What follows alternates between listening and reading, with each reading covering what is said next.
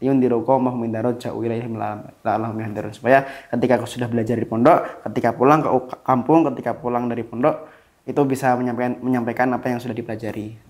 Tugas kita hanya mengingatkan. Kalau dia responnya kurang baik ya mungkin kita angkat tangan. Karena gimana lagi kan memang hidayah dari Allah kan. Iya. Ya sekedar mengingatkan aja. Sholat udah waktunya sholat itu. Sekiranya dia nggak meresponnya kurang baik ya itu masya'ahu kan. Ya begitulah dia responnya gitu. Ya udah. Tapi yang penting tugas kita sebagai hamba mengingatkan. Sudah harus mengingatkan, sudah mengingatkan. Intinya segala yang kita miliki sekarang, segala apa yang Allah berikan titipan ke kita harus maksimalin dan jangan ditakaburin. Karena ketika kita malah takaburi dan kita malah mengkufuri nikmat tadi, itu na'udzubillah malah diambil nikmatnya gitu. Ya.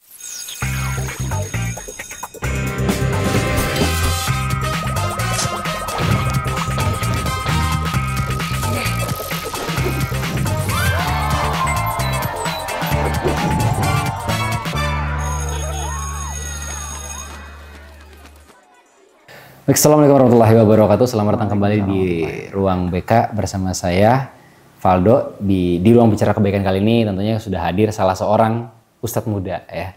Sebagai bentuk inspirasi, karena BK itu bicara kebaikan, Ustadz. Saya kira bimbingan konseling. Nah, harusnya kan itu. Tapi karena di sini podcastnya untuk edukasi, kita BK adalah bicara kebaikan. Tentunya bersama Ustadz Muzakir. Tepuk tangan dong Ustadz Muzakir. Alhamdulillah Ustadz di sekolah kami. Ya, ini pertama kali ya? The first kesini pertama kali ke Bogor atau pertama kali ke sini? Ke lembaga ini. Ke lembaga ini ya? Ke daerah sini? Ini kan Caringin nih namanya. Oh ya, berarti juga ke daerah ini juga pertama kali. Baru pertama kali ya? Gimana tadi perjalanan? Antum dari mana, Ustadz? Ada di Ciputat. Ciputat ya. 2 jam akhir karim. Masya Allah. Dengan hujan yang sangat deras. Masya Allah, itu yang luar biasa. Akhir. Untung ketemu sama Ahi Valdo kan. Kalau ketemu mana dah lemes ini. Aduh, justru di sini saya yang berterima kasih banyak nih sama antum yang udah mau menyempatkan waktunya untuk main jauh ke sini silaturahmi.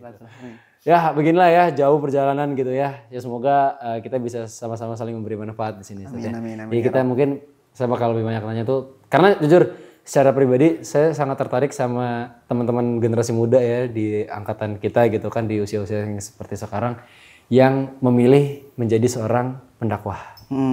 Nah gitu, itu ada ketertarikan sendiri tuh. Karena jujur saya pribadi pun Ustadz, berdakwah lewat sosial medianya bukan dengan menyampaikan apa paham atau nilai-nilai agama, tapi dengan mengajak orang untuk masuk pesantren. Sahih. Ana sering lihat konten antum ya. Oh gitu ya. Ya karena saya ngerasa saya nggak punya kapasitas di bidang menyampaikan suatu keilmuan gitu kan, jadi saya ngajak orang buat belajar di ilmu agama itu aja gitu. Ya beda-beda lah cara orang berdakwahnya, tapi saya pengen tahu sih maksudnya sepak terjang gitu anak muda. Kita kan punya pengalaman yang mungkin ya di zaman kita nggak jauh beda ya gitu, di zaman pesantren kita gitu kan. Cuman ada yang akhirnya memilih jalan menjadi pendakwah kayak gitu. Nah ini nih yang akan kita kupas tuntas teman-teman. Kita udah banyak juga nih ngundang beberapa teman-teman. Ada kenal ini nggak Kang? Siapa sih yang dari Tangerang juga tuh? Kang Roni yang punya ini apa Haifa Academy, atau siapa tuh? Kang Ahwazi gitu. Kalau dari Ciputat itu saya tahu dosen kita waktu itu sempat ngundang, cuman beliau lagi sibuk. Namanya siapa? Ustadz Ahmad Roji kalau nggak salah. Dari Ciputat bukan deh? Kayaknya ya ada dari Tangerang juga lah gitu. Jadi ada beberapa tuh yang kita memang saya ada ketertarikan juga gitu untuk pengen tahu kok bisa sih gitu kan, pertanyaan kok bisa sih gitu kan, awalnya gitu kan antum gitu kan memulai perjalanan dakwah di sosial media. Itu pertanyaan yang selalu saya pengen tanyakan gitu. Bagaimana nih Ustadz awalnya nih? Jadi kami kan kita sama-sama alumni pondok pesantren ya. Ya alhamdulillah. Dididik sama diarahkan oleh kiai-kiai untuk apapun nanti profesimu, apapun nanti kamu kerjaannya, tetap menyampaikan ilmu yang sudah dipelajari di pondok. Betul, gitu. sepakat soal itu. Nah, ya itu tujuan kami atau goyah kami itu. Menyampaikan apa yang sudah kami pelajari dan semoga ilmunya itu bermanfaat. Ditekankan ke kami dulu ketika jadi santri itu, wa makan al mu'minun yang firu kafah falau lana faru min kulli firqatin ta'ifah liyatafaqahu fiddin wal yundiru qaum idza raja'u ilaihim lalam yahdar. Jadi semua anak-anak di pondok itu kan ibaratnya nggak semua manusia itu kan ayatnya gini, nggak semua umat itu disuruh untuk berperang. Ada yang untuk yatafaqahu fiddin, ada yang diminta untuk apa? Mempelajari agama gitu. Nah, kan kita sudah belajar. Nah, tinggal liundiru qaumahumnya itu. Tinggal mengingatkan kaumnya itu. Nah, itu tujuan utama kenapa nama mulai itu ya karena tadi liundiru qaumahum min daraja'u ilaihim la'allahum yahdharun. Supaya ketika aku sudah belajar di pondok, ketika pulang ke kampung, ketika pulang dari pondok, itu bisa menyampaikan apa yang sudah dipelajari. Menjadi mundirul qaum, pengingat umat gitu. Nah, itu sebenarnya jadi alasan kuat juga sih buat saya juga gitu kan. Karena memang ya tugas kita tuh sebagai santri ya ketika terjun ke masyarakat ya harusnya mengeluarkan apa yang kita bisa gitu kan. Sahih. Sebagai bentuk ya kebermanfaatan di masyarakat itu sendiri kayak gitu kan. Nah, biasanya sekarang itu kan udah banyak banget ustadz-ustadz muda tuh ya. Ustadz-ustadz muda itu udah banyak banget gitu ya. Dan ini yang saya suka gitu ya. Ya mulai dari yang membahasnya tentang percintaan gitu kan ya, atau tentang hijrah gitu-gitu tuh apapun lah, intinya mengajak pada kebaikan gitu karena antum sendiri itu kalau dalam menyampaikan sesuatu gitu kan, baik dalam forum offline ataupun online gitu kan, lebih prefer kemana sih Tad, biasanya Tad? Kalau online tuh lebih ke ini ya, lebih ke produktivitas muslim ya. Enggak yang ke, kan ada beberapa yang fokus ke percintaan itu. Itu udah banyak banget itu kayak. Itu jadi ibaratnya jadi daging paling empuk ya. Wagyu A5 lah itu ya kalau buat dimakan tuh ya. Buat Gen Z itu pasti rame. Iya, rame. Bener. Konten tentang pembahasan percintaan, Icon tuh rame banget. Iya. Nah, kalau anak tuh lebih ke kayak produktivitas. Gimana sih harusnya seorang muslim tuh ketika mahasiswa juga ya, ketika mahasiswa supaya produktif itu seperti apa gitu. Kalau anak tuh lebih ke situ sih. Iya. Tapi kadang-kadang juga beberapa tentang romance dan sebagainya gitu. Tentang asmara yang harusnya itu bagaimana soal. Yang sebagaimana asmara itu diatur dalam Islam gitu ya, agar tidak sesuai pada jalurnya. Antum tuh kesibukan apa sih, Tad? Anak mahasiswa di UIN Jakarta, masih mahasiswa. UIN Ciputat kan ya? Iya, anak UIN Ciputat. Sering banget main ke Ciputat, Tad. Antum UIN Ciputat juga? Enggak, cuman maksudnya karena tadi banyak teman-teman gitu kan yang akhirnya di sana gitu kan, akhirnya sering silaturahmi ke sana. Oh ya? Bukan ke UIN ya, cuman maksudnya ke daerah Ciputat ya. Ciputatnya ya. Baru minggu kemarin abis main ke Ciputat. Oh ya? Iya. Gimana? Kebetulan lagi ada visit di salah satu teman dental sih, nama visit brand gitu. Kayak ada kerjasama di situ kan, sekalian silaturahmi main ke rumah teman di situ. Sering tuh saya main ke Ciputat. Iya. Wah, next time kontak-kontak lah ya. Boleh, ntar kalau misalnya ke Ciputat ntar kita ngopi-ngopi. Itu dia. Anak menyambut antum nanti. Itu dia. Ntar kita collab ya di sini. Sahih ya, kita collab. Antum jurusan apa tuh? Anak fakultas di Dirosat Islamiyah wal Lughah Arabiyah. Jadi FDI ini tuh fakultas anak itu cuma ada di UIN Jakarta. Oh ya? Di UIN Bandung dan ada UIN Jogja dan ada, cuma ada di UIN Jakarta. Dan fakultas ini tuh MOU-nya sama Al-Azhar University.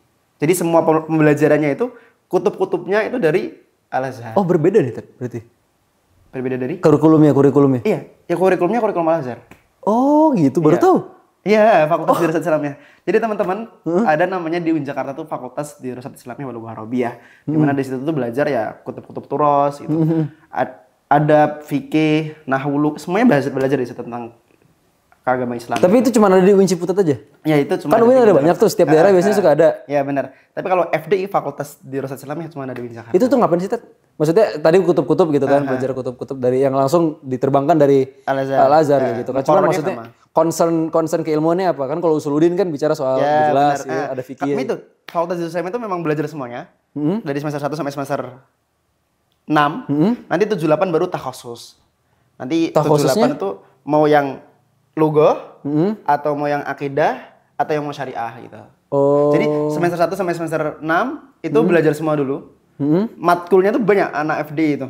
Mata kuliahnya banyak, ada fikihnya juga ada, akidahnya juga ada, nahwunya juga ada, adabnya juga ada, balaghahnya yang kita pelajari juga ada. Iya. Itu kami belajar hafalan Quran juga. Jadi setiap tolib di sana, setiap santri di sana itu, setiap mahasiswa itu harus ada target 8 juz. Dalam satu studi, maksudnya S1 ini harus 8 juz. Minimal 8 juz. Minimal 8 juz. Minimal 8 juz. Itu keluarnya kan kan ada biasanya dua itu yang paling umum tuh kalau yang saya tahu tuh adalah komunikasi penyiaran Islam misalnya gitu kan. Keluarnya ntar sebagai apa kayak gitu kan. Nah kalau ini nih implementasinya apa tuh ntar ketika keluar? FD ini karena mencakup banyak hal ya. Jadi banyak kalau menelum itu yang ada yang guru pasti atau menjadi guru, menjadi mudir. Yang di KBRI juga ada, yang di pemerintah juga ada. Kelas kami alhamdulillah sekarang menjadi KBRI di Kuwait. Kuwait. Di Kuwait. Wah, Masya Allah. Kedutaan ya. di Kuwait. Sangar-sangar alumninya Ya. Dubai. Ya karena kami studinya tuh pembelajaran itu menggunakan bahasa Arab, bahasa asing gitu. Wah, berarti harus bisa bahasa Arab ya berarti harus. Iya. Ini pakai apa fusah ya? Iya, Mak Arab Fusah. Pakai Arab fusah. Jadi langsung disambut sama beliau mau berbahasa Arab. Wah, Masya Allah. Wah, malu sekali. Antum tawadhu Ustaz. Antum tawadhu Ustaz. Malu sekali, saya merasa tidak ada apa-apa. Antum tawadhu Ustaz. Ini Afwan. Nah, antum tuh pesantren di mana sih, Ustaz? Ana di Darussalam Gontor. Wah, pantesan guys, keren. Tadi yang antum temenin depan juga itu alumni Gontor. Oh ya? Iya. Wah, abis ini silaturahmi sama Iya. beliau sih. Beliau alumni Gontor juga. Gontor satu langsung dari pusat yang. Oh iya, Ana juga. Iya. Ustaz siapa tadi namanya? Itu namanya Ustadz Wildan. Ustaz Wildan. Ya, beliau di sini tuh sebagai wakil direktur. Oh, khair. Iya, jadi beliau tuh alumni Gontor juga kayak gitu. Kemarin tuh kita juga ngundang salah satu teman kita, tapi temannya gitu kan, namanya Bintang, dia juga Bintang Talks. Oh, Bintang ya, di kelas saya itu. Ada kenal? Ada kelas sana. Ya kemarin dia main ke sini. Oh, Kemarin dia main ke sini kayak gitu. Oh, ternyata pertemanan kita akhirnya bertemu di persinggungan yang sama ya, di situ-situ lagi ya. Iya, benar. Iya, Bintang tuh ada kelas ana. Antum di Gontor dari ini berarti dari SMP. Dari SMA. Dari SMA. Nah, saya SMP-nya di Pondok Darul Amanah di Jawa Tengah. Pondok modern juga. Alumni Gontor. Iya, Kemudian setelah dari MTS itu Darul apa tadi? Darul Amanah. Darul Amanah. Kalau tadi Darul Amal, kita satu alma mater berarti. Antum? Darul Amal Lampung. Oh, Darul Amal Lampung ya. Tadi dengar Darul Amal tadi. Darul Amanah Darul Amanah. Oke, di Jawa Tengah ya. di Jawa Tengah. Biasanya kalau modern itu dia fokusnya ke ini tadi. Ke lughah ya. Ya. Ke lughahnya ya. Lughahnya. Disiplin. Iya. Nah, akhirnya masuk Gontor, dari Gontor akhirnya ke UIN Jakarta. UIN Jakarta. Dapat beasiswa di UIN Jakarta. beasiswa UIN Jakarta. Seperti antum, Ustaz? Tidak, Ustaz. Tidak seperti itu. Terus sepak terjang antum di dunia dakwah nih, di media sosial gitu kan. Itu kita lebih fokusnya ngebahas kemana nih, Ustaz? Di sosial medianya sendiri antum deh. Kalau Ana tadi? Iya. Tadi itu tentang Produktivitas tadi gitu ya. Muslim tadi. Udah berapa lama? Doa-doa, kemudian juga kayak apa namanya amalan-amalan. Kayak misalnya yang apa namanya sholat rawatib itu pahalanya seperti membangun rumah di surga. Ya pokoknya hadis-hadis yang tentang fadhil ibadah itu Ana bahas di situ. Oh, ya ibarat kata berarti di FDI berarti itu dia.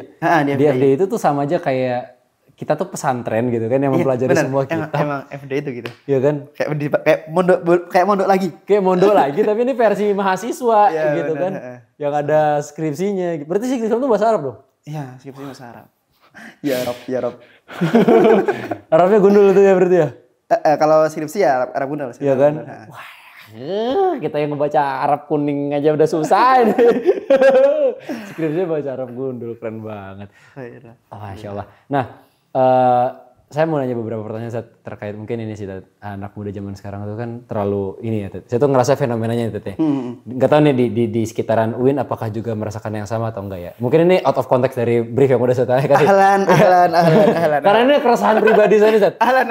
Gini nih, jadi saya itu karena punya latar belakang sebagai seorang santri nih. Iya. Ketika kita ke tongkrongan, ada sesuatu yang kita rasa kurang pas nih. Lalu kita ingatkan mereka gitu. Ya benar. Terus mereka tuh kayak, nggak asik nih saya udah dikit-dikit bawa agama. Nggak asik nih saya udah nih dikit-dikit bawa agama.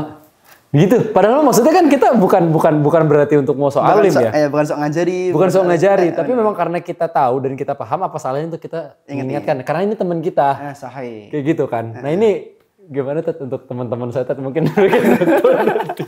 untuk mengingatkan lah. Tapi gini ya, kita sebagai teman-teman konsep prinsipnya kan innaka la tahdi man ahbabta innallaha yahdi man yasha. Kita nggak bisa memberi hidayah ke orang yang kita cinta, even itu teman kita, sahabat, kerabat kita. Sesungguhnya yang memberi hidayah kan Allah Subhanahu wa taala. Tapi ya tugas kita hanya mengingatkan. Kalau dia responnya kurang baik ya mungkin kita angkat tangan. Karena gimana lagi kan, karena memang hidayah dari Allah kan. Iya. Ya sekedar mengingatkan aja, sholat udah waktunya sholat itu. Sekiranya dia nggak meresponnya kurang baik ya itu masya'ahu kan. Ya begitulah dia responnya gitu. Ya udah. Tapi yang penting tugas kita sebagai hamba mengingatkan. Sudah harus mengingatkan. Jadi akhirnya saya tuh gini Tat. Ya udah deh, daripada ntar saya dicap sebagai sok muslim gitu kan, sok Islam, sok religi gitu kan.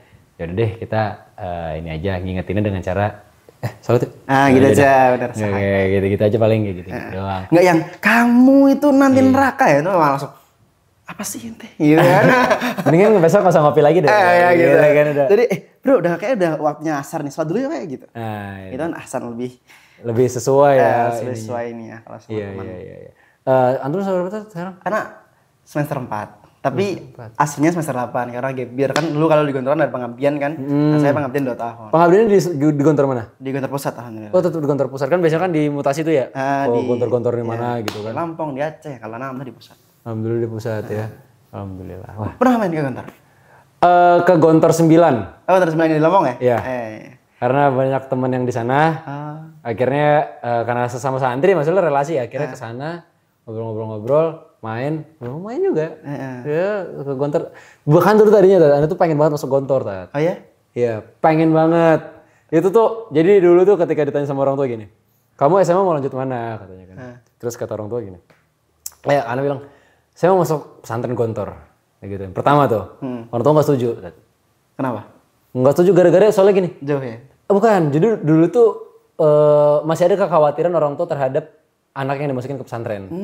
Kayak takut ada paham radikalisme yang dipahamkan kayak gitu kan. Atau ada nanti kamu dikirim ke Palestina gini-gini gitu-gitu terus suruh jihad gitu-gitu. Ada rasa ketakutan. Oh iya, karena Anda kelahiran 2000?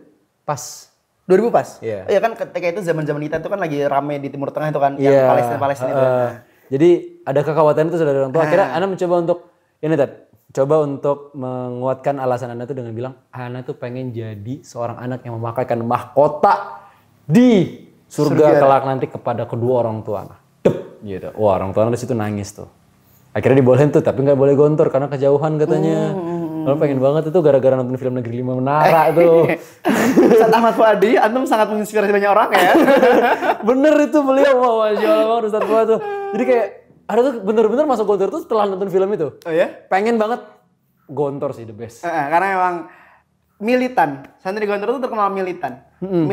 Mungkin kalau nahwu, sorof, ngaji kitabnya itu mungkin kalah sama anak-anak salaf. Ini kiai kami sendiri yang bilang. Tapi kalau untuk militan nih, kita insya Allah unggul. Karena ya memang 24 jam itu isinya pendidikan semua, Kak. Iya. Kegiatan panitia, kemudian jadi ketua OPPM, ketua kamar, itu semua itu jadi pendidikan buat kami. Berbahasa, menggunakan Arab Inggris, learning by doing-nya itu loh. Di Gontor itu. Kemudian ruh tasabuknya, kan kami ada 4.000 santri. Jadi satu angkatan itu ada sekitar 1000-an, 1.800-an itulah. Itu kalau karena saking banyak temennya itu kan, kemudian ada banyak lomba, jadi ruh tasabuknya anak harus bisa lebih dari dia nih. Karena kalau enggak anak bakal ketinggalan kelas dan sebagainya itu. Jadi ruh tasabuk itu tuh yang bikin santri Gontor itu militan. Ini yang saya nggak, bukan kayak kita temui ya. Tapi maksudnya gini, ketika bertemu sama seorang yang punya pengalaman di pesantren, itu saya tuh tahu dia Gontor atau bukan biasanya. Oh, gitu. Dari semangatnya biasanya. Oh iya. bener. Oh, ya? Karena jujur, mungkin karena ini kali ya orientasi pesantrennya juga berbeda ya. Kalau di anak kan pesantrennya kan tradisional. Kita sempat ngobrol di jalan ya. Jadi kalau di kita tuh lebih ke santai. Ya pembelajarannya ya kitab aja gitu kan. Jadi kegiatannya tuh pulang sekolah ngaji kitab gitu. Nggak ada tuh yang agenda gitu-gitunya tuh kayak belajar ini apa begitu-gitunya. Ya, itu ada cuman maksudnya nggak terlalu kita. Gak intens ya. Iya, kalau di kami tuh lazim intens setiap santri. Bahkan anak udah KMD, Kak. Jadi kalau di Gontor, KMD itu kursus mahir tingkat dasar. Sedangkan kalau di luar itu KMD itu biasanya untuk anak-anak yang udah S1 atau yang udah umur 25 ke atas lah. Buat jadi pembina pramuka gitu. Sedangkan kami di Gontor umur 18 itu lazim wajib KMD. Jadi kita mendapatkan apa yang tidak orang lain dapatkan di luar itu. Kita mendapatkan apa yang nggak semua orang dapatkan. KMD. Jadi ketika kelas 5 umur 18 tahun tadi itu ya udah dapat sertifikat KMD, udah dilatih jadi KMD, jadi pembina gitu. Itu yang bikin orang-orang di Gontor KMD dari kelas 5 udah jadi pembina. Sedangkan kalau di luar tuh harus nunggu S1 dulu, kalau nggak harus udah 20 ke atas dulu gitu. Jadi tadi leadership ya, kalau di Gontor tuh lebih ke leadership. Iya, ini sisi leadership dari pesantren Gontor ini nih yang ini jadi ngomongin Gontor kita ya. Karena saya memang nggak apa-apa ya. Nanti bisa ini. Nggak apa-apa ya, santai-santai. Jadi bener-bener yang apa gimana ya? saya bingung gimana sih cara Gontor tuh bisa menanamkan sisi leadership kepada para santrinya sebanyak itu loh. Iya, tapi kualitas santrinya tuh tetap bisa dibilang ya cukup merata lah ketika lulus tuh. Salah satunya antum nih. Insyaallah. Kayak gitu kan. Ana harus belajar sama antum, Ustaz. Aneh harus belajar sama antum ini. Gimana tuh? Itu di Gontor tuh gimana sih? Antum bisa Karena di Gontor itu gak pernah namanya pembagian brosur tuh gak pernah. Pembagian brosur maksudnya? Dalam artian kalau Ana dulu ketika di Darul Amanah itu santri-santri itu dipulangkan sehari 2 hari 3 hari itu untuk bagi brosur. Bagi brosur itu ada pondok namanya Gontor, ada pondok namanya Darul Amanah itu. Brosur. Oh iya. Kalau di Gontor tuh gak ada. Karena brosurnya itu alumni-alumninya. Karena kami melihat kating-kating kakak-kakak alumni-alumni itu kayak Ustadz Samsudin, kemudian Hidayat Ustadz Fuadi itu. Salah satu yang luar biasa. Wahid sebagai ketua MPR ya itulah. Itu mungkin motivasinya. Kemudian apa yang buat tadi tulap-tulapnya cukup merata ininya, cukup merata kualitasnya tadi. Karena di awal itu memang ketika pendaftaran itu ada namanya surat pernyataan. Di situ ada tanda tangan orang tua dan juga santri. Semua santri siap dididik dan siap mendidik. Dan orang tua harus tanda tangan materi di situ. Dalam artian ya kalau misalnya anaknya sudah tidak mampu untuk dididik, nggak berkenan untuk dididik ya silakan pulang gitu. Jadi bukan pondok yang butuh santri tapi santri yang butuh pondok. Itu tuh ditanamkan dari awal supaya kan kadang-kadang anak-anak yang di lembaga itu kan orang saya bayar. Sudah bayar di sini. Saya udah bayar kok, masuk saya malah hidupnya nggak enak, sengsara sebagainya itu. Kalau di Gontor tuh nggak. Ya memang fasilitasnya banyak dan sebagainya ada, tapi tetap tadi disiplin di awal. Kalau memang kamu melanggar ya kamu bakal dikeluarkan gitu. Kalau kamu melanggar seperti ini ya nanti kamu bakal dapat konsekuensinya gitu. Iya. Nah itu yang mungkin bikin kami ke-trigger buat selalu disiplin di Gontor. Gitu. Oke, lanjut deh. Jadi antum kan 3 tahun di Gontor. Terus tadi dari Jawa juga ya? Iya, dari Darul Amanah tadi. Dari Darul Amanah, terus di Gontor juga. Terus akhirnya pindah ke Ciputat gitu kan. Ada ini dong, perbedaan budaya, culture shock yang antum rasakan ketika di pondok itu kan yang semuanya serba ya ikhwan aja di Gontor tuh kan gitu kan. Iya kan, terus kalau di di lingkungan kampus namanya juga ya walaupun kita kampus Islam gitu kan tetap ikhtirat gitu kan, bertemu dengan lawan jenis ada aja kayak gitu kan. Terus ada banyak ya mungkin kebebasan yang di Gontor tuh kita atau di pesantren, ketika kita di pesantren ini nih sesuatu yang wah bahaya banget tadi kalau sampai bisa kayak gini kayak gitu kan. Nah, melihat fenomena-fenomena semacam itu Tad. Bagaimana respon pertama Tad, ketika keluar dan melihat itu? Karena jujur ada gitu Tad. Ada pengalaman gitu. Dulu waktu keluar dari pesantren di Lampung, kan kita tahu Lampung mah udah di daerah lah ya, maksudnya bukan kota besar kayak sekarang kayak di Bogor atau di Jakarta gitu kan. Udah akhirnya karena kita di daerah, cara pergaulannya pun seperti itu, ya kan? Cara pergaulan ala daerah. Pindahlah ke Bogor gitu kan. Ngambil kuliah komunikasi di Pakuan sini, bener-bener saya kaget. Bahkan saya pernah tes di Bandung ya, itu tes DKV ya kan di ITB Bandung gitu. Itu saya tes DKV, sebelah saya itu akhwat gitu kan dengan aurat yang terbuka, itu saya satu-satunya calon mahasiswa yang pakai koko dan celana bahan dan tas polo yang ada di situ. Celana bahan adalah sangat-sangat santri ya. Iya.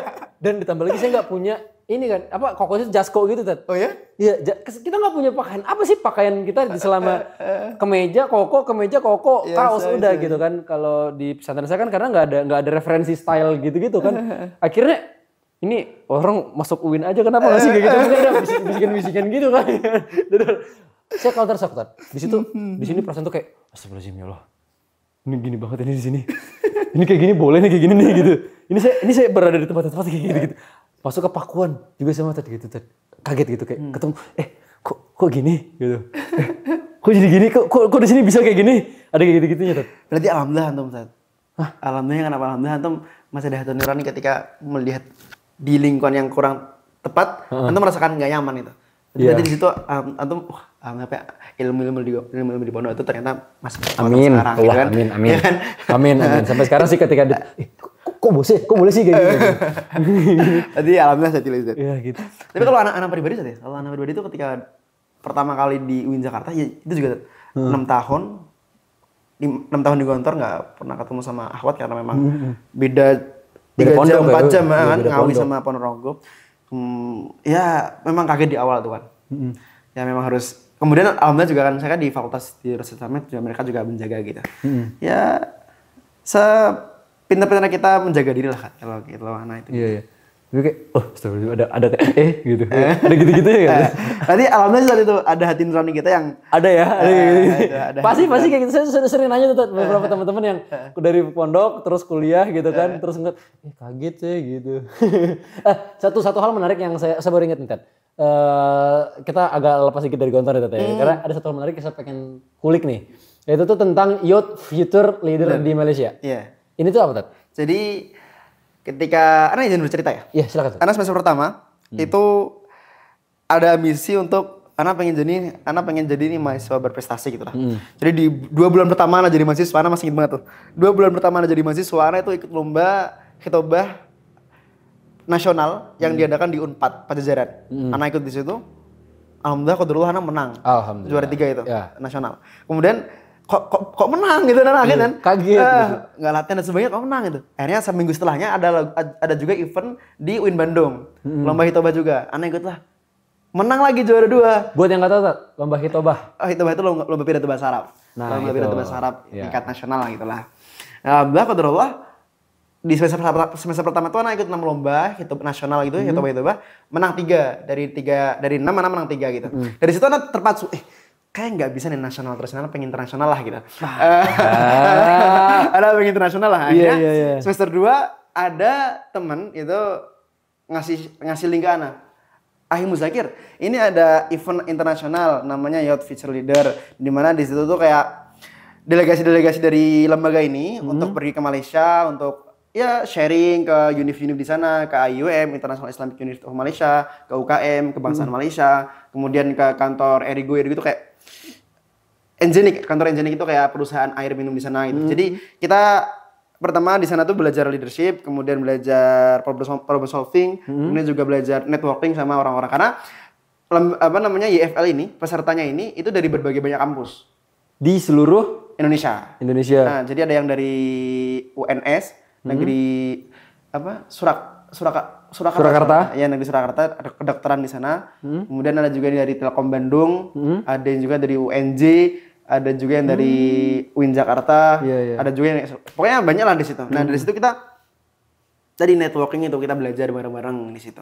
Kemudian ikut-ikut workshop di Malaysianya itu. Iya. Intinya panitia ini, YFL ini sudah menyediakan berbagai banyak kegiatan ketika di Malaysia gitu. Nah, itu yang di Malaysia bertemu juga dengan ini. Dengan mahasiswa di sana. Dengan mahasiswa di sana atau ada juga kayak dari Filipina, dari Thailand. Enggak. Cuma dari mahasiswa di sana aja. Berarti antara Indonesia dan Malaysia. Indonesia dan Malaysia. Oh, di sana tuh berapa lama Ted?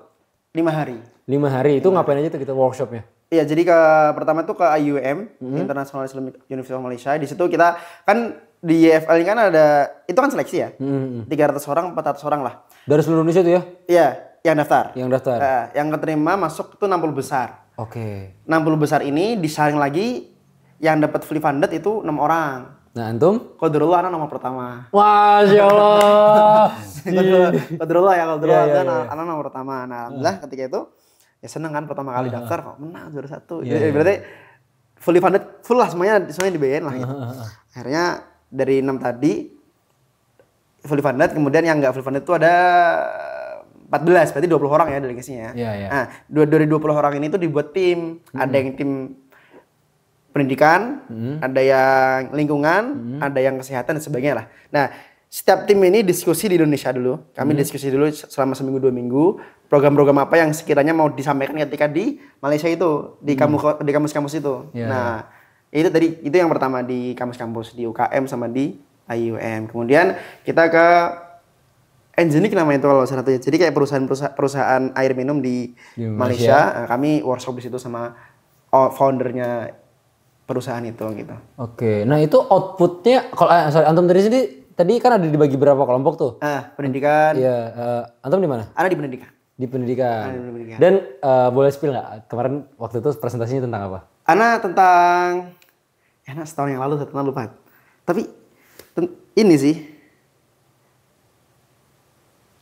Gak apa. Nanti dikata. Oke, gak apa. Anak lupa. Oh, oke, apa-apa. Ntar kita ntar ini ditambahin aja ya. Kalau misalnya Ada Pak. Iya, iya. Ini pas ini bulan Juni kan? Iya. Iya. Juni tahun kemarin. 16 Juni tahun kemarin. Oh, baru beberapa hari yang lalu ibaratnya kayak genap setahun ya. Genap setahun nah. Oke, output dari itu Intinya apa? tuh anak pendidikan pokoknya. Output dari itu tuh apa, Tat? Jadi setiap tadi lingkungan itu punya program. Kalau lingkungan tuh anak inget banget itu programnya itu kayak buat aplikasi. Aplikasinya itu tentang pengelolaan sampah-sampah gitu loh. Oh iya. Jadi nanti outputnya si 5 orang ini itu buat aplikasi itu gitu. Oke. Dibuat aplikasinya sama mereka. Kemudian kalau yang pendidikan, kalau anak itu ya nanti kalau yang ini di ini aja. Kalau yang anak itu tentang jadi di Ciputat itu ada namanya TBM. Taman baca Kolong. Jadi di bawah flyover Ciputat itu kan ada taman. Iya. Nah, di situ tahu kan ya? Yang ada futsal itu ya, lapangan futsal itu ya. Tahu. Di situ tuh kalau anak program anak tuh kayak mengajari anak-anak di sana gitu. Jadi tim anak itu ke sana buat mengajar anak-anak di sana gitu. Kalau yang pendidikan itu ya. Tapi kalau yang memang banyak dampaknya tuh kayak yang lingkungan tadi. Lingkungan, kemudian yang kesehatan juga. Karena delegasi-delegasi itu dari kami itu maksudnya dari yang YFL itu ada yang dari kedokteran, ada yang dari IT. Jadi memang kolaborasi di situ, memang kolaborasi gitu. Nah, di Indonesia ada nggak sih Tat, kayak gitu-gitu? Tahu antum ada nggak? Kan itu kan di Malaysia tuh. Di Indonesia sendiri deh. Kan itu program yang lumayan bagus ya. Iya, program. Kenapa di Malaysia tuh? Programnya itu bahkan itu program Indonesia, tapi Bekerja sama. sama di Malaysia gitu. Oh kenapa? Ini jadi justru jadi pertanyaan lanjutannya adalah buat saya pribadi pengen tahu nih, kenapa ke Malaysia gitu?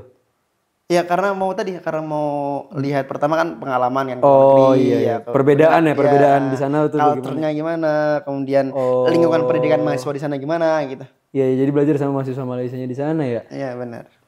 Setelah itu balik lagi ke Indonesia. Satu balik lagi ke Indonesia, kemudian kami masih punya ikatan gitu, yang alumni itu. Iya. Kemudian menjalankan program-programnya gitu. Oh, apakah program masih berjalan sampai sekarang tuh?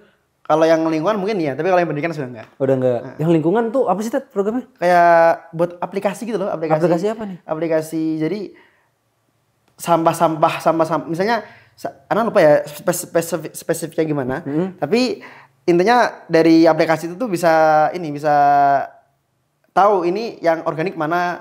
Pokoknya dasar banget lah, yang organik mana, yang non organik mana gitu. Oh, gitu untuk ini deteksi. Deteksi gitulah. Iya.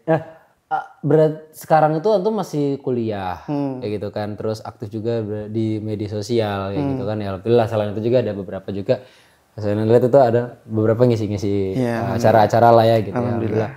Selain itu ada lagi nggak Tat? Apa lagi? Karena fokus di situ, kemudian anak juga kan anak mudabir di Mahat Al Jamiah. Oh iya? Iya, anak mudabir di Mahat Al Jamiah. Jadi UIN untuk punya pondok, punya asrama-asrama gitu, anak jadi mudabir di situ. Asramanya itu yang ini kan ya? Legoso. Iya, saya pernah lewat ke asramanya UIN. Itu asrama UIN atau asrama mahasiswa UIN sih? Mahasiswa UIN mungkin ya? Enggak tahu, yang di situ Tat, bukan? Iya, intinya yang di Mabna Syahnawawinya itu. Oh. Di Mahat Al Jamiahnya itu. Yang dekat Lebak Bulus itu apa ya waktu itu ya? Saya pernah lihat ya. Nggak tahu siapa. Saya dikasih tahu teman saya, ini sama UIN Ciputat ini masih nyatu nih kata dia. Ya mungkin itu. Kata dia gitu. Cuman saya nggak tahu, lupa nama tempatnya apa, nama lokasi juga apa. Cuman di situ ngapain Tat? Jadi murabi? Jadi mudabir. Mudabir kamar. Mudabir mahasiswa. Oh iya. Jadi yang ngajar bahasa Arab, kemudian yang bangunin mereka. Oh mahasiswa tuh masih ada mudabir itu? Iya, jadi kalau misalnya anak-anak mahasiswa ini lulus di UIN, kemudian memutuskan untuk ke pondok atau ke asrama, ya mereka jadi mahasantri lagi. Ya ditatar lagi. Oh, bentar. Gitu. Itu pilihan? Pilihan. Oh, nggak semua? Nggak semuanya. Tapi banyak isinya? Tapi banyak. Ada 100 lah. Tapi dari jauh-jauh biasanya itu? Iya, dari jauh-jauh. Dari yang Aceh, ada yang dari Papua juga ada. Itu hitungannya sambil daripada nggak kos lah gue gitu ya? Ya benar. Karena mereka kan pengen dapat lingkungan yang baik kan ya. Iya, biar sekalian menjaga lingkungan juga gitu ya. Susah nggak sih ngatur-ngatur bahasan sih? Kan udah gede-gede ya? Kan beda ya. Tapi lebih nyaman loh, karena mereka sudah dewasa kan. Lebih menekankan memahaminya itu loh. Lebih menekankan tentang lebih ke konteksnya ya gitu ya sekarang ya. Kamu sudah mahasiswa, kalau kamu nanti berperlakuan seperti A, B, C, nanti kamu bakal dikeluarkan. Konsekuensinya ini gitu. Jadi mereka jalan sendiri. Kalau ketika santri kan masih sigor kan, masih. Okay. Jiwanya itu berontak lah. Iya, masih ada. Apaan sih Ustadz, so asik kayak gitu-gitu. Saya udah mahasiswa udah gede gitu. Nah, kedepannya mau ngapain Tat? Mungkin setelah lulus mungkin udah, atau dalam waktu dekat ada rencana nggak mau ngapain gitu? Enggak bercanda. Ini nanti dikat nanti ya. Itu kan sesuatu yang baik ya. Sesuatu yang baik mungkin kita aminkan gitu ya. Karena itu kan semua orang itu kan baik ya. Ibadah bagian dari ibadah. Saya nanti mau S2 dulu. Woi. Karena kan FD ini, Fakultas Jurusan Islam ini kan karena MOU sama Al-Azhar, jadi punya MOU untuk kuliah-kuliah di Timur Tengah gitu. Dan melanjutkan nanti insya Allah ke Timur Tengah. Insya Allah di Timur Tengah. Di Al-Azhar. Kalau Al-Azhar enggak sih, kalau ke Madinah mungkin. Kalau Madinah kalau Al-Qismiyah gitu. Oh, kenapa Tad? Karena di Al-Azhar S2-nya berat sekali. itu kan anak-anak Al-Azhar yang satu tuh mengakui itu. Kan sama-sama belajar kan, yang kan teman saya banyak ini yang di Al-Azhar Kairo ya. Dan S2 di Al-Azhar itu berat banget dan berat banget. Satu aja seperti itu kan. Akhirnya ya udah mungkin di Timur Tengah tapi bukan di Al-Azharnya gitu. Cuman yang saya suka dari pendidikan Timur Tengah itu adalah beda banget cara belajarnya ya gitu ya sama. Saya ada beberapa teman-teman gitu kan yang kemarin kita undang ke sini juga gitu kan. Ngobrol, ternyata siapa namanya kemarin? Si Adam Alkod, ya si Kang Adam gitu ya. Dia dari Bekasi gitu karena tanggal sini dia dari santri Yaman. Beliau belajar di Yaman. Oh ya? 4 tahun di situ kan. Dan beliau ngasih tahu pendidikan itu di Timur Tengah itu tuh bener-bener Anda tuh iri gitu. Iya. Sama cara belajar. Apalagi Yaman ya? Iya, wah itu apalagi Yaman. Pas dengar cerita aku Yaman, wah kok serem ya dia. Alim jidan ya. Waduh, pokoknya ketemu beliau tuh, ada tuh kayak, gitu. Kita merasa kayak, ternyata pelajaran saya kemarin belum ada apa-apa aja ya. Emang gitu ya, kalau kita semakin mendalami ilmu itu kan kita semakin merasa bodoh gitu kan. Iya kayak, Masya Allah banget. Antum pengen S2 di Timur Tengah. Apakah dengan jurusan yang sama? Anda mau ngambil, bukan linear yang sama, Anda mau ngambil komunikasi sih. Karena memang di awal tuh memang tertariknya komunikasi. Tapi karena dapat beasiswanya di FDI ya, ambil di FDI gitu. Iya, dapat komunikasi Tat. Sama saya berarti Tat. Itu dia. Cuman saya komunikasinya bukan yang komunikasi penyiar Islam, jadi gitu. Komunikasi aja. Gitu. Kan kampusnya bukan kampus Islam ya. Iya. Nah, tadi Antum sempat bilang kalau Antum dapat beasiswa kan. Itu proses perjalanan gimana Tat? Kalau di awal itu jadi UIN, FDI ini punya stok setiap tahunnya tuh 40 mahasiswa dan mahasiswi. Setiap tahunnya. Iya. Alhamdulillah anak kecantol. Jadi dari 400-300 orang itu yang daftar seleksi kecantol, alhamdulillah anak dapat beasiswa ini. Gitu. Jadi itu berdasarkan beasiswanya itu juz Al-Qur'an, hafalan Al-Qur'an, baca kitab sama muhadasah. Gitu. Dan itu semua akhirnya bisa memenuhi target, dapatlah beasiswanya gitu. Kalau sekarang kalau mau dapetin beasiswa gitu gimana sih Tat? Mungkin teman-teman dari rumah mungkin ada yang jadi ini sekarang lagi pembukaan kalau di FD sendiri ya, itu lagi pembukaan kuota beasiswa untuk masuk di FDI. Jadi harus memenuhi 3 atau 4 syarat ya. Pertama harus dapat ijazah dulu kan, ijazah SMA, kemudian mengikuti tes seleksinya pastinya. Nah, itu disiapkan tuh hafalan Quran, kemudian muhadasah Arabiyahnya, kemudian juga baca kitab kuning dan baca kitab kuning itu. Baca kitab kuning tadi itu. 3 itu disiapkan supaya lolos itu di program ini. Iya, itu masih buka tuh sampai sekarang. Terakhir besok dari Semarang. Oke, berarti untuk tahun depan ya, karena ini kemungkinan kita bakal upload bulan depan dan. Oh gitu. Itu iya. Syuting sekarang uploadnya bulan depan. Karena prosedurnya sangat lama. Kayak gitu. Dengan job yang banyak. Itu dia. Nah, ini satu hal menarik yang saya tangkap dari Ustadz ini adalah beliau ini sangat-sangat luar biasa banget ketawaduan itu. Nah itu tuh yang apa ya? Ini jujur Tat ya, saya udah lama banget saya nggak ketemu gitu kan sama orang-orang yang bener-bener yang saling apa ya bisa dibilang ya? Support ya. Kayak gitu. Kayak gitu. Aku juga seneng ketemu teman Ustaz. Jadi kayak wah Masya Allah. Jadi ada rasa saling menghargainya gitu. Jujur Tat, karena mungkin ini ya lingkungan ya Tat ya. Jadi di lingkungan pesantren itu kan ini jadi lebih nyaman cerah ke Ustaz. Di lingkungan kampus tuh saya tidak menemukan Tat. Oh ya? Tidak menemukan yang sesama santri juga karena jarang ya Tat ya.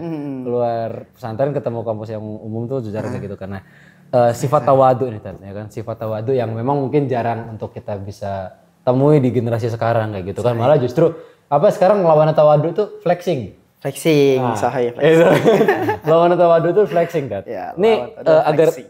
mungkin ibarat tadi ya, mungkin buat reminder buat diri saya juga sebagai refleksi buat diri saya pribadi lah. Dan teman-teman di rumah sana gitu kan yang mungkin pernah ada kepikiran untuk pengen flexing, pengen pamer gitu Ted. Agar tetap berada pada nilai-nilai ketawaduan tuh Ted. Sebenarnya apa sih yang biasa harus kita pegang Ted? Jadi apa sih yang kita punya di dunia itu kan? Semuanya titipan kan. Iya. Semuanya titipan. Jadi ya mindset pertama itu kan apa yang Anda dapat sekarang, apa yang Anda miliki sekarang itu kan semuanya titipan. Kalau misalnya disombongkan nanti malah nggak baik dan juga nanti malah nikmatnya bakal diambil sama Allah gitu. Itu yang Anda takutkan. Jadi ya kita punya prestasi A, kita punya prestasi B. Ini mungkin penting ini. Apa beda banget personal branding sama flexing ya. Orang-orang yang personal branding itu orang-orang yang hanya ingin meng-up bahwasanya dia tuh bisa di A dan bisa di B. Seorang misalnya anak pribadi, anak juara 2-3 khoitobah gitu. Anak upload di Instagram. Mungkin orang-orang yang mikirnya flexing, ini cuma flexing doang ini supaya dikira keren dan sebagainya itu. Padahal kan kalau orang-orang yang memang ingin bangun personal brandingnya, dia bakal ini ladang Ana supaya orang-orang tahu kalau bahwasanya tuh Ana bisa public speaking, bahwa Ana tuh punya capability di bidang ini gitu.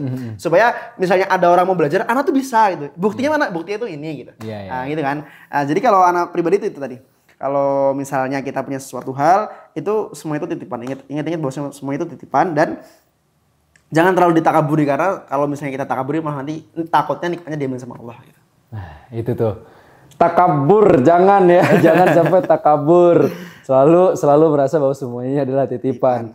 Ya kadang itu juga sih yang jadi reminder buat generasi kita kan ketika bahasanya apa ya, self reward yang terlalu berlebihan sehingga ngebuat diri kita juga akhirnya kufur gitu terhadap nikmat-nikmat itu, bahkan luput untuk bersyukur gitu kan. Nah mungkin ada pesan kata buat teman-teman di rumah atau teman-teman kita lah ya, teman-teman kita di luar sana yang sekarang tuh mungkin ambisnya keambis-ambisan banget gitu ya dalam mengejar semua pengakuan di dunia. Validasi kan sekarang tuh generasi haus validasi nggak sih Tat?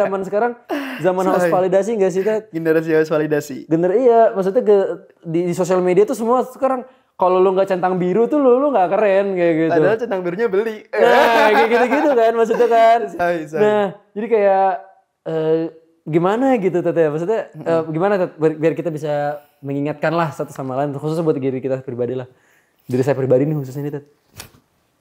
Ya tadi kembali lagi ke teman-teman bahwasanya kalau Anda pribadi ya memang yang Anda tanyakan itu yang sesuai sama yang Anda jawab ya. Apa yang kita miliki sekarang, apa semua prestasi dan sebagainya itu ya tidak patut untuk disombongkan dan tidak patut untuk ditakaburi itu kan, karena semuanya depan gitu. Ibaratnya tukang parkir itu kan paling kalau guru kami Ustadz Lukmanul Hakim tuh beliau menyampaikan gini, paling enak itu jadi tukang parkir. Maksudnya paling enak tuh kalau kita punya hidup prinsipnya seperti tukang parkir. Gimana ketika mobil banyak datang kita senang ya karena bakal dapat uang dari situ kan. Tapi ketika mobilnya pergi ya udah kita juga senang karena ketika mobilnya pergi itu bukan mobil kita gitu. Kita malah dapat uangnya gitu kan. Jadi ketika kita punya prinsip dalam artian segala hal yang terjadi di kehidupan kita, segala al-malu wal banuna wa zinatul hayatid dunya, itu semuanya datang ke kita. Ya ketika kita punya itu dan kemudian barang-barang tadi itu hilang, ya kita ingat bahwasanya semuanya itu hanya titipan gitu. Intinya segala yang kita miliki sekarang dan segala apa yang Allah berikan titipan ke kita harus maksimalin dan jangan ditakaburi, karena ketika kita malah takaburi dan kita malah mengkufuri nikmat tadi, itu na'udzubillah malah diambil nikmatnya gitu. Ya, kalau anak itu sih. Ini obrolan luar biasa ya. Walaupun kita kesannya kayak lebih banyak curhatnya ya sebenarnya. Lebih banyak pertanyaan out of context-nya daripada di brief ya Tet ya. Sahih. Karena memang ada banyak pertanyaan yang saya tuh pengen tanyakan gitu ya secara pribadi kayak gitu kan. Dan setelah mendengar penjelasan beliau ini tuh wah Masya Allah sekali gitu kan. Ntar mungkin kita off-cam sedikit curhat dikit. Karena ada sahih. Oke, karena udah sekitar 40 menitan ya Tet ya. Udah sekitar 40 menitan ya. Soalnya iya udah selesai. Dan mau sampaikan beberapa hal. Oh, boleh silakan. Teman-teman, kan tadi ada beberapa pertanyaan dari teman-teman. Ana tadi udah mengelis mana mau jawab apa aja. Oke, siap. Nah, salah satu pertanyaan yang dari Kak Faldo itu tentang bagaimana kita stay konsisten ketika membangun konten atau ketika membangun branding diri gitu ya, personal branding gitu. Ana mau nyampaikan pertama ini. Sekarang tuh eranya tuh era digital. Dalam artian kalau kiai kami tuh menyampaikan ini, digitalisasilah prestasimu. Dalam artian sekarang tuh eranya Instagram itu kan yang memiliki Instagram atau yang aktif di Instagram itu kan dari 270 juta jiwa di masyarakat Indonesia, itu setengahnya atau bahkan lebih itu kan menggunakan Instagram. Betul. Bukan cuma yang siap, tapi juga terlihat siap. Misalnya ada Fulan A dan Fulan B. Fulan A, dia tuh punya capability dalam bidang videografi, tapi dia tidak membrandingkan bahwasanya dia bisa.